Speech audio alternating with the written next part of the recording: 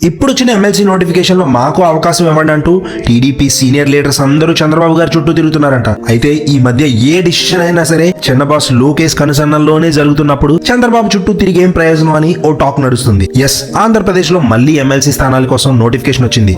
అది కూడా ఎమ్మెల్యే కోటాలో 164 మంది ఎమ్మెల్యేల సపోర్ట్ ఉన్న కూటమి ఈ 5 స్థానాలని గెలుచుకుంటుందనడంలో అతిశయోక్తి లేదు. అయితే అందులో ఒక స్థానాన్ని ఆల్రెడీ నాగబాబుకి జనసేన తరపున కన్ఫర్మ్ చేశారు. మిగిలిన 4 స్థానాల కోసం ఇప్పుడు గడువు ముగిసిన సీనియర్ లీడర్లు యనమల రామకృష్ణుడు, అశోక్ బాబు, బీటీ నాయుడు, దువ్వారపు రామారావులతో పాటు వైసీపీ నుంచి ఎమ్మెల్సీగా రిజైన్ చేసి టీడీపీలో చేరిన జంగా కృష్ణమూర్తి కూడా నాకు కావాలంటూ పట్టుబడుతున్నారంట. వీళ్ళతో పాటు జనరల్ ఎలక్షన్స్ లో సీట్లని కోల్పోయిన దేవినేని ఉమామహేశ్వరరావు, వంగవీటి రాధ, పిఠాపురం వర్మ, మోపిదేవి వెంకటరమణ, పీతల సుజాత, బుద్ధ వెంకన్న లాంటి సీనియర్ లీడర్స్ అందరూ చంద్రబాబు చుట్టూ తిరుగుతున్నారంట. అయితే రీసెంట్ గా రాజ్యసభ స్థానాలన్నింటినీ లోకేష్ కోటరీయే దక్కించుకుంది. చూడాలి మరి చిన్నబాబు లోకేష్ ని ఎవరు ప్రసన్నం చేసుకున్నారో, ఎవరు ఎమ్మెల్సీలు కాబోతున్నారో.